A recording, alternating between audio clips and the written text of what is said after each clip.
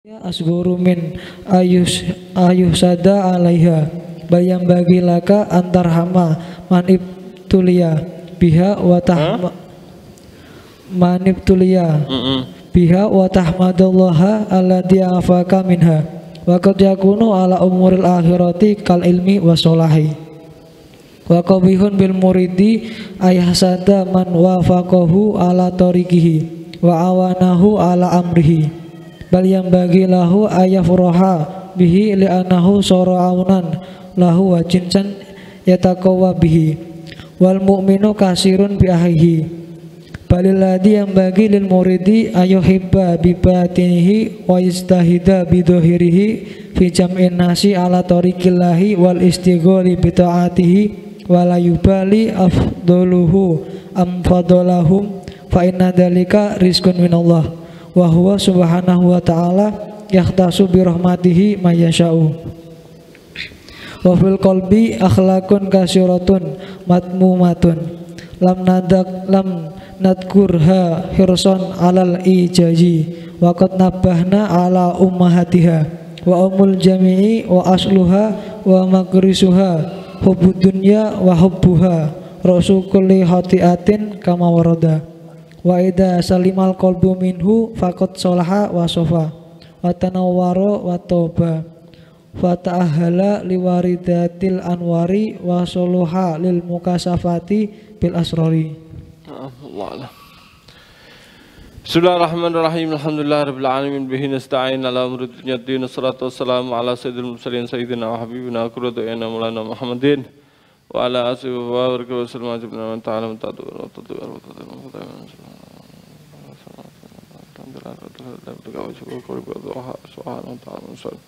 qala musannif rahimahullah ta'ala nafa'ana bi ulumi ya rabbal alamin radhiyallahu ankum wa ammal hasadu. Ini masih menerangkan kemarin ya kitab Risalah Adab Sulukul Murid karena Al-Habib Abdullah bin Ali Al-Haddad ketika ada orang yang meminta dikasih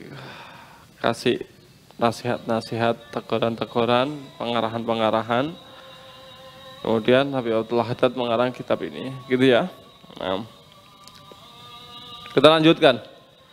Wa amal hasadu, adapun hasad. Hasad ini iri dengki. Fahuwa mu'adatun lillah, maka itu adalah memerangi Allah. Dhahiratun yang nyata, terang-terangan. Hasad itu, hasud itu, iri dengki itu adalah memusuhi terhadap Allah dengan permusuhan yang jelas, nyata. Wa munaza'atun lahu, dan mencabut, merebut bagi Allah fi mulkihi, dalam kerajaan Allah, bayyinah yang jelas. Berarti jelas-jelas ini. Kalau dia itu mengerebut hak Allah, kekuasaan Allah. Gitu. Dengan apa? Dengan hasudnya itu. Loh, kok bisa sih? Nah, ini dia. Li'annahu subhanahu, karena sesungguhnya Allah subhanahu wa ta'ala idza an'ama ala ba'di ibadihi, ketika Allah ta'ala memberikan nikmat kepada salah satu hambanya dengan nikmat apa begitu, fala syakka, maka tidak ada syak, tidak ada keraguan, annahu muridun lindalik, sesungguhnya Allah memang berkehendak untuk hal tersebut. Kok ada seorang hamba dapat nikmat lebih daripada yang lain? Tidak mungkin itu lepas dari pandangan Allah. Ternyata semakin kaya, semakin ini, maka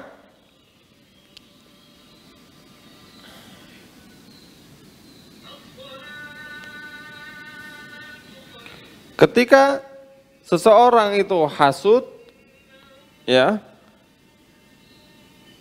dia tidak terima apabila ada temannya, saudaranya yang lebih sukses daripada dirinya, maka ini adalah dia itu memusuhi Allah, merebut hak Allah. Karena kan begitu, Karena Allah kalau mau ngasih rezeki kepada seorang hamba langsung ngasih aja. Dan tidak ada fala syakka annahu muridun lidzalik, dan tidak ada keraguan sedikit pun sesungguhnya Allah memang berkehendak seperti itu. Mukhtarun lahu, Allah memang pilih dia. Idla mukriha lahu ta'ala, karena tidak ada satupun yang bisa memaksa Allah. Kalau ternyata ada orang yang dapat nikmat lebih daripada yang lain, berarti itu memang dikehendaki Allah seperti itu. Kalau kita nggak seneng, nah, padahal itu adalah pilihan Allah, maka bagaimana? Faida aradal abdu, maka ketika seorang hamba itu menginginkan khilafa ma arada maulah, dia itu menginginkan tidak sesuai dengan apa yang dikehendaki Allah, faqad asa al adab, berarti ini su'ul adab. Berarti ini su'ul adab. Dia tidak beradab.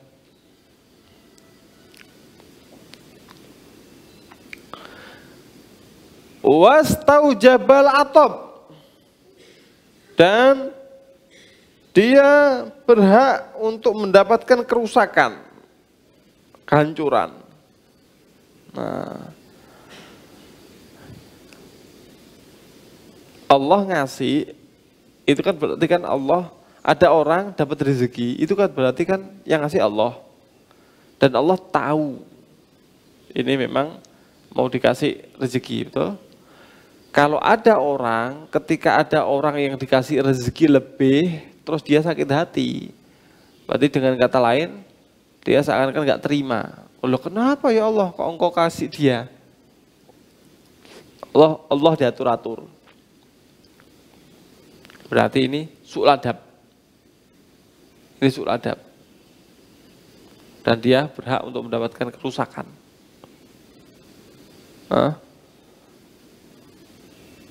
Karena tidak ada satupun yang bisa menghalang-halangi, mencegah, mengkritik, mengintervensi Allah Subhanahu wa Ta'ala. Tidak ada.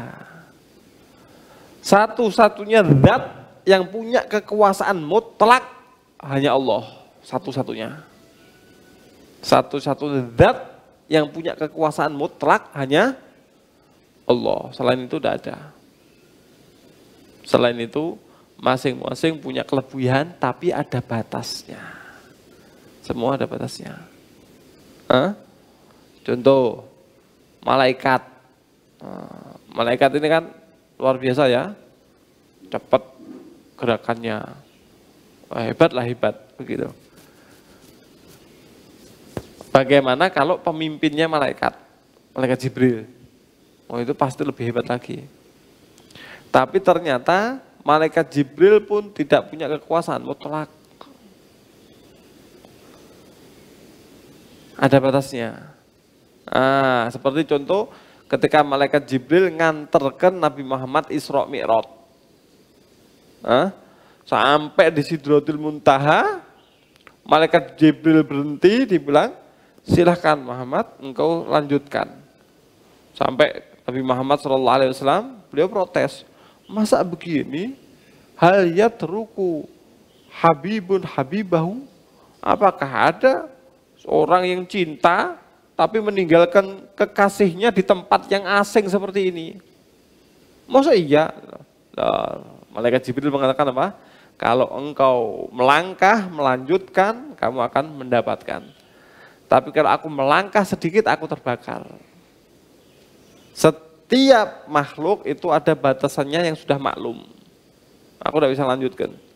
Nah, berarti malaikat Jibril punya kekuasaan mutlak enggak? Tidak punya. Tidak punya kekuasaan mutlak, enggak. Contoh lagi, Nabi Muhammad SAW. Nabi Muhammad itu luar biasa. Luar biasa. Beliau itu menjiwai dalam segi dakwah.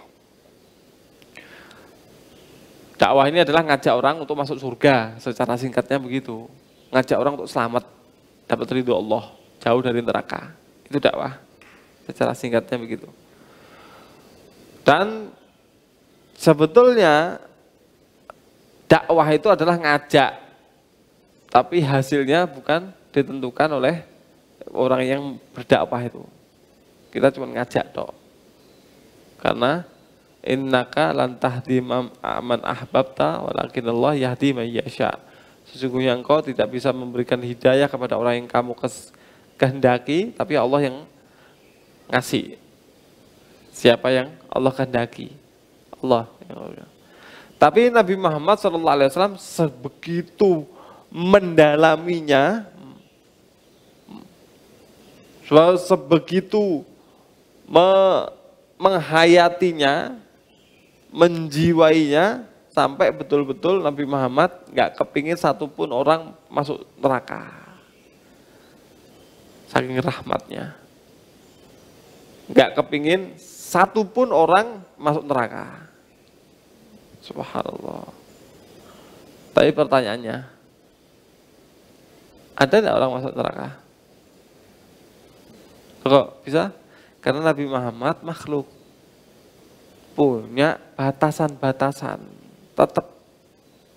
Walaupun beliau punya syafaatul udma, orang-orang yang seharusnya masuk neraka dientas. Tapi semua harus keluar dari neraka, semua harus di surga. Itu ada batasnya. Nabi Muhammad ada batasannya. Jelas ya? Tetap ada batasannya. Kayak nabi, para nabi. Ini ada beberapa nabi yang luar biasa, memperjuangkan dakwah luar biasa, kepingin orang selamat masuk surga, dapat ridho dari Allah, jauh dari musibah, dari azab, kan begitu. Ternyata ada nabi-nabi yang keluarganya sendiri celaka. Nabi Nuh, itu ada anaknya namanya siapa? Kanaan ya. Ternyata binasa. Nabi Lut, istrinya binasa. Ada orang-orang keluarganya sendiri ternyata binasa. Kalau ditanya sebetulnya mereka pinginnya bagaimana para nabi ini? Oh pasti keluarganya harus selamat semua, betul enggak? Tapi ternyata ada batasnya. Innahu laisa min ahlik, innahu amalun ghairu shalih. Itu bukan anakmu, bukan keluargamu, karena amalnya dia tidak baik. Itu firman Allah kepada siapa? Kepada Nabi Nuh mengenai anaknya yang tidak beriman, tapi Nabi Nuh pengen menyelamatkannya. Ada batasnya. Walaupun Nabi ada batasnya karena makhluk. Walaupun malaikat ada batasnya karena makhluk. Walaupun Nabi Muhammad sebaik-baiknya makhluk secara total, tapi ternyata juga ada batasnya karena makhluk. Yang tidak ada batas sama sekali itu hanya Allah Subhanahu wa ta'ala, punya kekuasaan mutlak. Kalau sudah berkehendak, tidak ada yang bisa interupsi. Tidak ada yang bisa interupsi. Ya kan? Nah. Beda dengan yang lain. Raja dunia ini loh, itu kekuasaannya juga tetap ada batasnya. Banyak sekali keinginan raja, dia kepingin tapi ternyata tidak terpenuhi. Banyak. Nah kenapa? Karena kekuasaannya terbatas.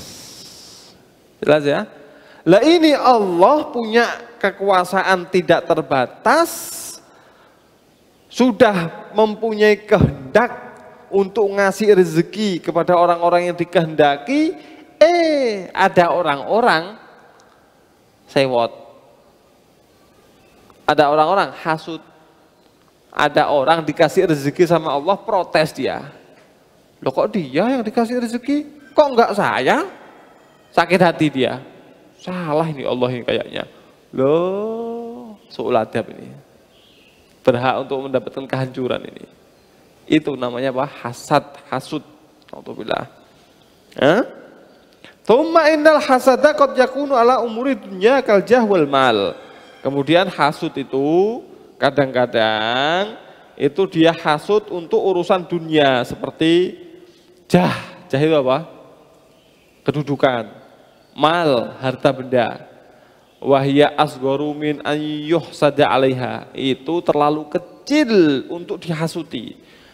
Bahkan bagaimana? Bal yam bagi laka antar hamaman ubtuliya biha. Seharusnya justru kamu itu merahmati orang yang dikasih ujian oleh Allah, dia dikasih dunia, seharusnya kamu kasihan. Kasihan ya. Sibuk urusan dunia, kasihan ya gitu.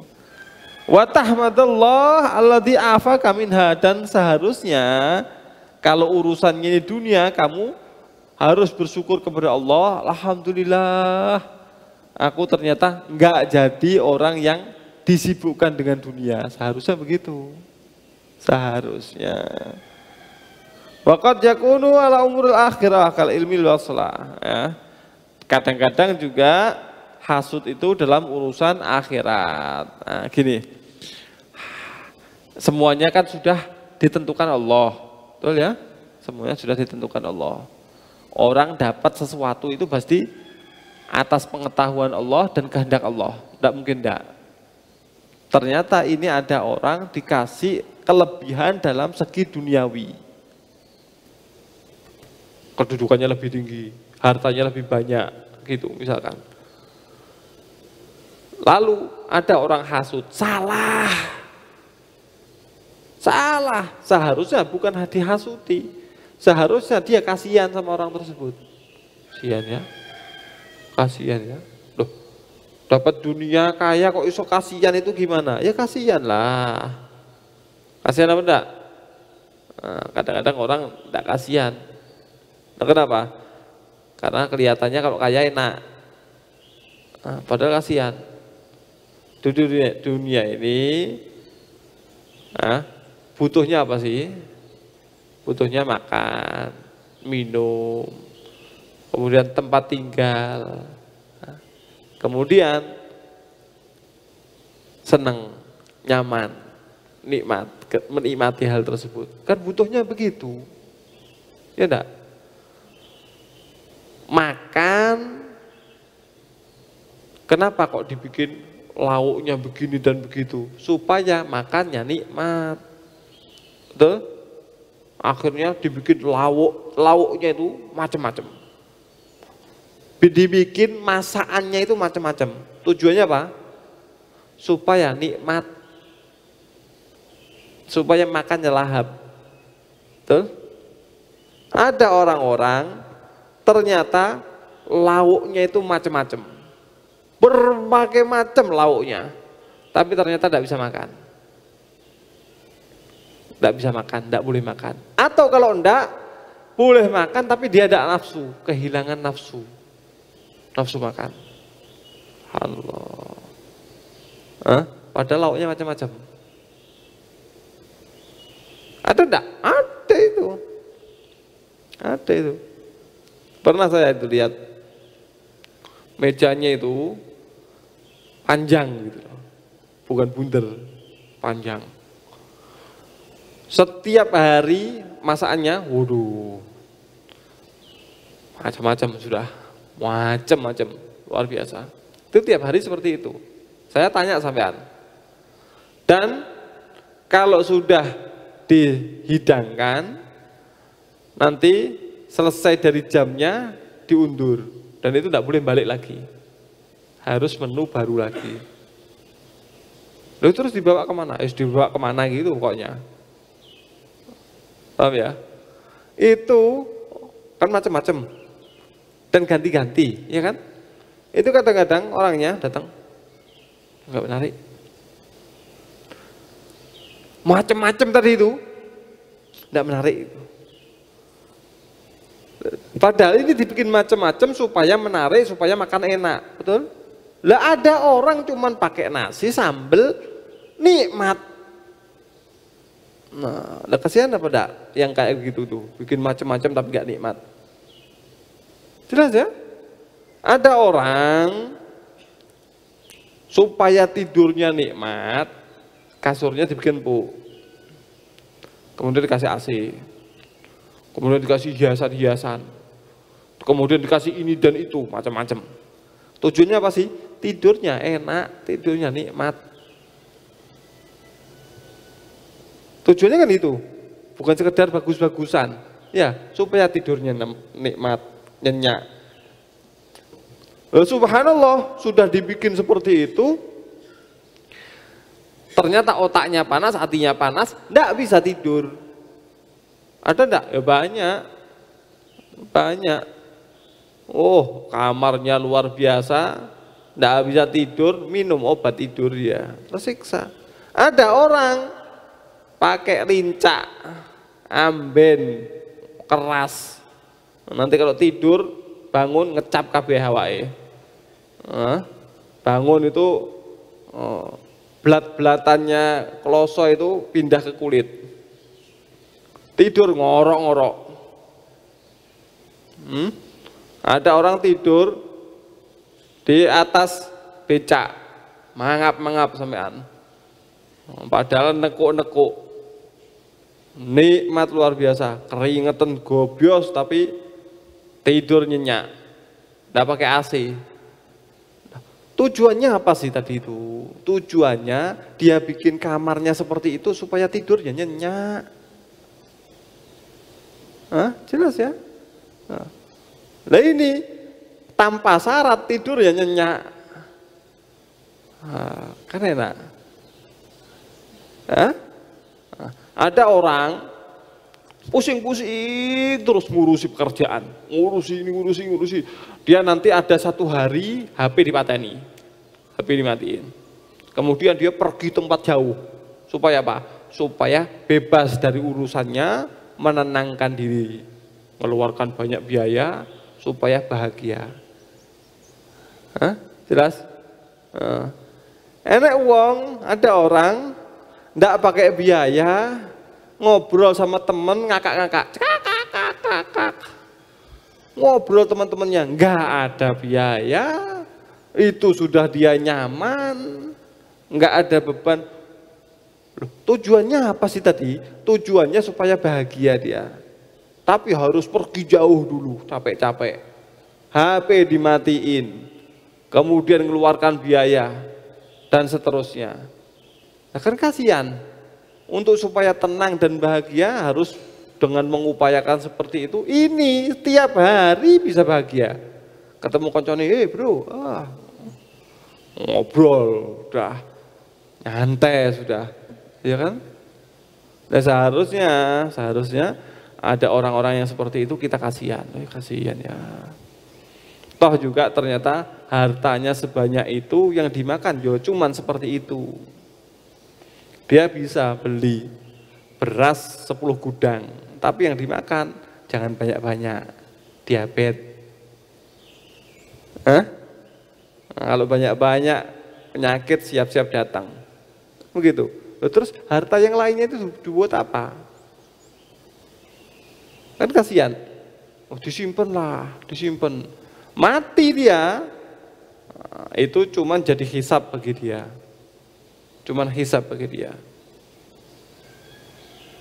Yang dia nikmati ya cuman sekedar kebutuhannya dia, selebihnya itu diambil sama orang.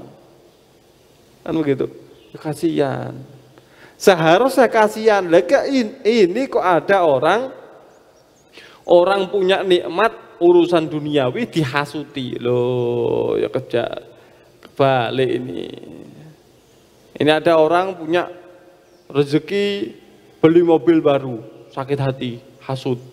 Loh, sudah ini tentang takdir Allah, su'ul adab sama Allah, ternyata juga hasutnya mengenangi dunia. Seharusnya enggak, seharusnya kalau ada orang dapat kelebihan rezeki dunia, kita kasihan ya, gak tego.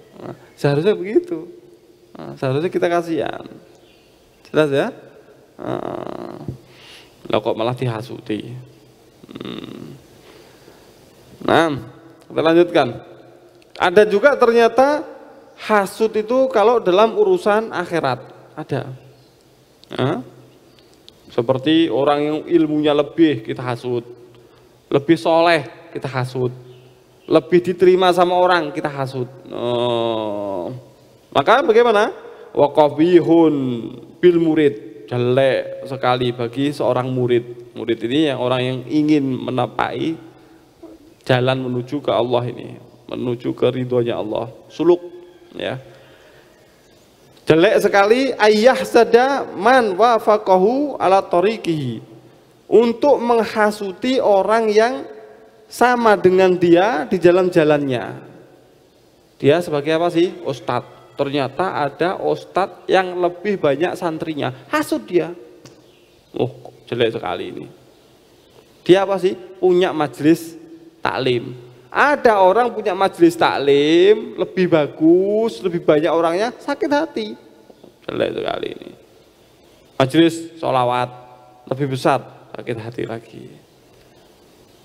Terus apa namanya? Dai, penceramah misalkan.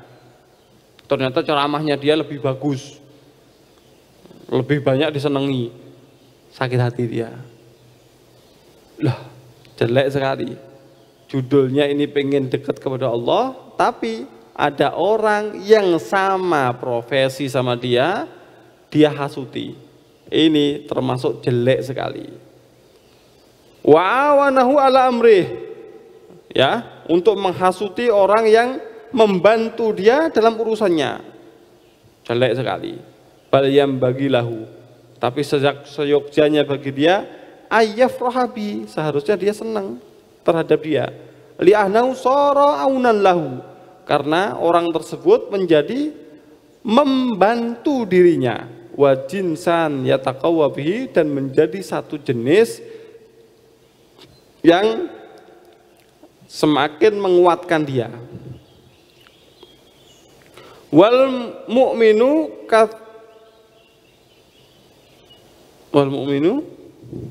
kathirun bi akhihi, dan mukmin itu adalah apa ini? Kathirun. Ada kitab cetakan yang lainnya. Apa di situ? Wal mu'minu itu cetakan lain itu. Kathirun. Sama. Tidak ada lagi cetakan yang lain. Dan mukmin itu adalah menjadi banyak dengan saudaranya. Berarti semakin banyak saudara, berarti semakin mukminnya ini banyak. Gini loh, gambarannya gini. Ada batu besar, harus dipindahkan, harus dipindah. Kalau kamu angkat sendiri, berat enggak? Berat ya. Tapi harus dipindah nih. Kamu sendiri, berat ya? Berat. Kalau kamu punya beberapa orang, 3 orang gitu, kan lebih ringan. Apalagi kalau 10 orang, tambah ringan lagi. Begitu. Jelas? Lah ini ngajar, ini adalah beban. Tanggung jawab maksudnya, tugas. Kemudian dakwah dan lain sebagainya, ini adalah tugas. Kalau kamu kerjakan sendiri kan berat kamu. Kalau dibantu seharusnya kamu senang. Ngajak orang berzikir, karena banyak orang yang nggak zikir. Ternyata kamu bisa ngajak orang zikir. Dibantu sama beberapa orang, seharusnya senang. Lalu ini ada orang sama-sama ngajak zikir, kamu sakit hati, kamu hasut sama dia. Karena aneh ini, dibantu kok malah sakit hati. Nah, kamu bawa batu tersebut tidak bisa, sendirian tidak kuat. Nah, karena batunya besar. Kemudian dibantu 2 orang, masih keberatan, tapi bisa, tapi berat. Dibantu 5 orang lebih ringan. Berarti kamu dibantu seharusnya senang. Kalau kamu sendiri kamu tidak kuat. Kamu dibantu 5 orang lebih ringan daripada dibantu 3 orang. Lah kok ini ada orang bikin majelis zikir, majelis taklim dan lain sebagainya. Kalau sendiri dia senang, padahal dia nggak maksimal, nggak bisa menghandle itu. Ternyata ada lagi yang karena nggak bisa menghandle, muncul madrasah lagi, muncul majelis lagi. Nah, kan ada yang bantu berarti.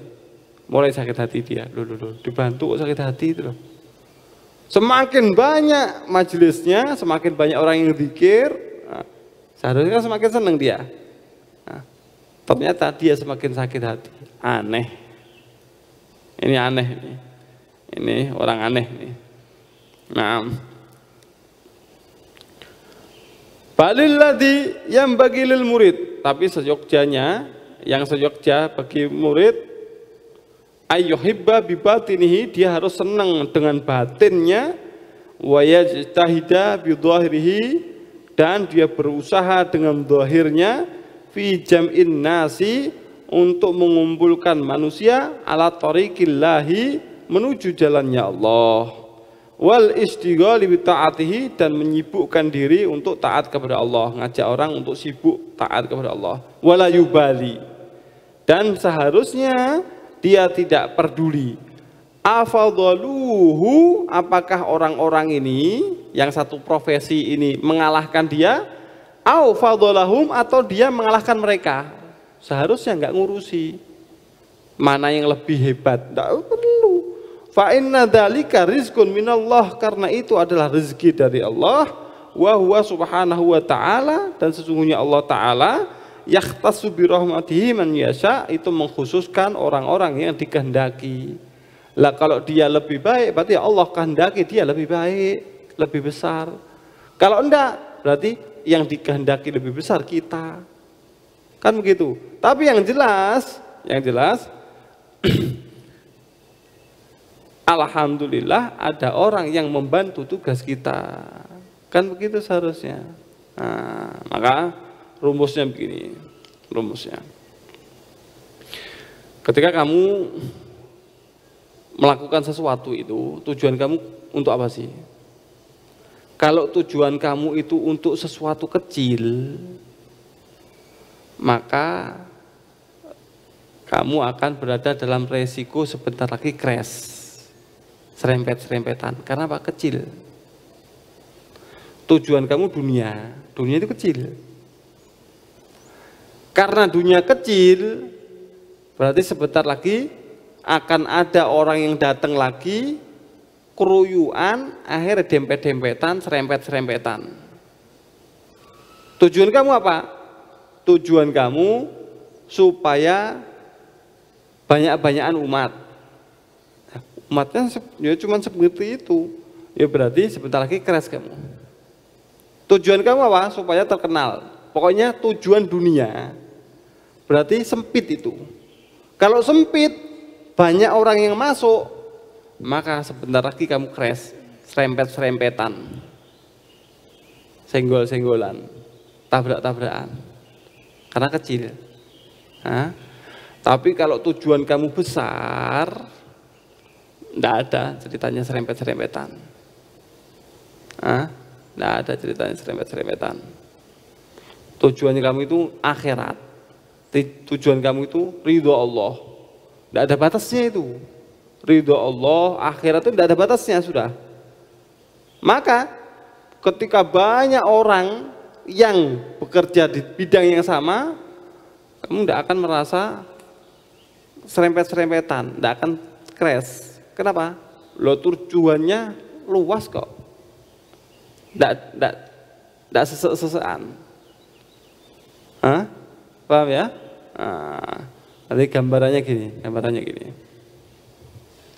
Kamu mau makan, yang kamu makan nasi 1 nampan, tapi orangnya orang 10, semuanya kelaparan. Kira-kira gimana? Wah, rebutan. Nah, akhirnya serempet-serempetan. Ada orang yang nggak kebagian, cuman tangannya gini-gini tok, ya serempet-serempetan. Tapi beda lagi kasusnya kalau lahannya itu luas, tugasnya itu berat. Misalkan contoh, kamu harus menyelesaikan ngarit padi itu loh, tahu kan padi ya? Ngarit padi itu loh, luas, dia harus diselesaikan. Ternyata ada orang 3 orang, 5 orang yang ikut membantu. Kira-kira serempet-serempetan enggak? Enggak mungkin, enggak serempet-serempetan. Kita bagi tugas yuk. Kamu dari sana ke sini, aku dari sini ke sana, kamu dari sana ke sana, kayak gitu. Karena luas ini. Enggak rebutan-rebutan. Semakin luas, potensi untuk crash kecil. Madrasah, majelis, kemudian apa itu? Majelis zikir, majelis sholawat, pondok, terus dan lain sebagainya. Kalau tujuannya adalah kecil dunia, sebentar lagi crash. Sesama orang majelis crash, sesama pondok crash, sesama madrasah crash. Kenapa? Tujuannya kecil sih. Tapi kalau tujuannya besar, tujuannya ridho Allah, ngajak orang selamat, ngajari orang ilmu agama, tujuannya gitu, luas. Maka semakin banyak yang bantu, semakin senang dia. Kan begitu. Berarti tergantung tujuannya bagaimana. Nah, loh, terus tapi itu pondoknya lebih besar, tidak ada urusan. Berarti Allah pilih dia, kasih rezeki lebih daripada kita. Atau pondok kita yang lebih besar, ya berarti Allah ngasih rezeki kita lebih daripada sana. Jelas ya? Naam. Wa fil qalbi akhlaqun katsiratun madmumatun. Dan hati itu punya akhlak-akhlak yang banyak yang tercela. Lam nadkuruha hirsan alal ijaz, yang tidak kami sebutkan karena memang kepingin supaya kitab ini singkat, tidak panjang lebar. Waqad nabbahna ala ummahatiha, dan kami telah sebutkan yang induk-induk daripada sifat jelek tersebut. Wa ummu jami'i, dan wa ummul jami'i, dan ibu dari semuanya. Wa asluha, dan pokok dari semuanya. Wa maghrasuha, dan tempat tumbuh dari semuanya, yaitu hubbud dunya. Dari semua akhlak jelek itu induknya, sumbernya, asalnya, pokoknya adalah hubbud dunya. Fahubha ra'su kulli khati'atin, maka cinta dunia adalah kepala dari semua kesalahan, kama warda, seperti sebagaimana telah diriwayatkan dalam hadis Nabi Muhammad SAW. Wa idza salimal qalbu minhu, dan ketika hati itu selamat daripada cinta dunia, faqad shalaha wa safa, maka dia itu menjadi baik dan murni, bersih. Wa tanawwara wa taba, dan akan menjadi bercahaya dan bagus. Wa ta'ahala liwaridatil anwar, dan dia berhak untuk mendapatkan warid, cahaya-cahaya yang datang kepada dia. Wasaluha lil mukasyafati bil asrar, dan layak untuk terbukanya rahasia-rahasia dari Allah Subhanahu wa taala. Dari mana tadi? Kalau bersih dari cinta dunia. Cinta dunia itu bagaimana? Cinta dunia itu terkenal, kedudukan, diakui orang, harta benda, pengikut, itu semua itu dunia itu. Senang dunia, maka ini bisa membahayakan. Ini pokok dari semua kesalahan. Karena senang dunia terjadi perpecahan. Karena senang dunia sakit menyakiti, fitnah memfitnah. Karena dunia putus silaturahmi dan lain sebagainya. Itu semuanya karena dunia. Karena dunia. Masya Allah. Allahumma sallimna Mudah-mudahan selamat semuanya. Mari yang betul bagaimana?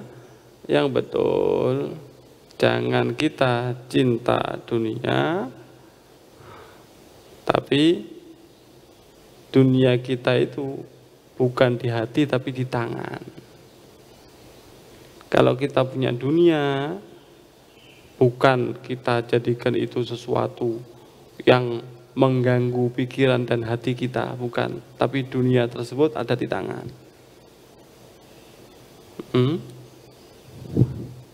Ada orang cinta kepada dunia, tapi dunianya nggak cinta sama dia. Ada juga ternyata orang yang nggak cinta dunia, tapi dunianya cinta sama dia.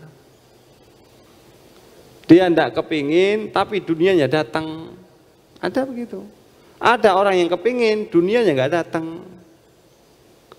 Ada orang kepingin terkenal, nggak terkenal. Sampai kadang-kadang melakukan sesuatu yang konyol supaya terkenal. Baru terkenal sebentar, hilang lagi sudah. Pengen terkenal, tapi nggak terkenal, nggak bakat ini. Ada orang yang nggak kepingin terkenal, tahu-tahu terkenal. Jelas. Ada orang kepingin kaya, mengupayakan dengan berbagai caranya, nggak kaya-kaya. Memang dari lahir bakat kiri, bakat alami, bakat sugih blas. Pengen kaya, enggak kaya-kaya, memang takdirnya juga enggak kaya, tapi pengen kaya. Ada orang yang sama sekali enggak kepingin kaya, tapi tahu-tahu kaya. Jelas ya? Itu semuanya. Kalau ada punya kekayaan atau dunia dengan berbagai macamnya, jabatankah, pengaruhkah, harta bendakah, dan yang sebagainya, tapi ternyata dia nggak seneng, tahu-tahu datang, nah itu berarti bukan hubudunya ini. Tapi kalau dia kepingin betul, terobsesi betul, ambisi betul, berarti ini hubudunya. Berarti jadikan dunia sekali lagi di tangan, bukan di hati. Dunia itu bukan di mengganggu pikiran kita dan hati kita, menyibukkan pikiran dan hati kita, bukan. Tapi bagaimana dunia tersebut bisa kita pakai, kan ada di tangan, tinggal bagi-bagi saja. Mudah-mudahan. Mungkin apa enggak? Mungkin. Sulit, Beb. Kita minta kepada Allah Subhanahu wa Ta'ala, Allah kasih nanti insya Allah. Dikasih dunia yang model seperti itu. Dikasih dunia yang tidak menyibukkan kita, tapi dunia yang bisa membantu kita. Dunianya menjadi pembantu kita, bukan kita yang jadi pembantunya dunia. Allah alam. Ya Allah taufiq.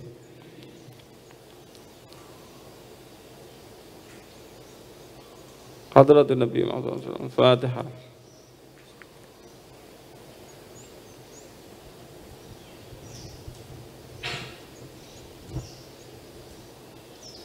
Rabbi fanfa'na bima 'allamtana Rabbi alimna alladhi yanfa'una Rabbi faqina wa faqih lana wa qurbatin lana fi dinina wa ahli qudrin sawadaka Rabbi wa faqina faqihum lima tardadi kulna filan karama warzuqil kula halalan daima wa hilat ya ulama nuhdu bil khair wa nufa kulla syahr Rabbana aslina sulasu'un wa akirab biridu minkal uyun Waqtiana Rabbana kulla duyun Qubla anta diana rasulul manun Waqfir wastur anta kuruman satar Wa salatullahi taqsal mustafa Man ilal haqi da'ana wal wafa Bi kitabin firin nasi sifa Wa ala ahli kirami surufa Wa ala sahbihi sahbihi gulur Allahumma adina bihudak Wa ja'ana man syarya firidak Wa la tuwalina waliyan sibak Wa la taj'al man halafa amurak Wa asak wa hasbunallah ni'mal wakil Wala hawla wala quwwata illa billahil aliyyil azim. Wassallallahu ala sayyidina Muhammad wa ala alihi wasallam.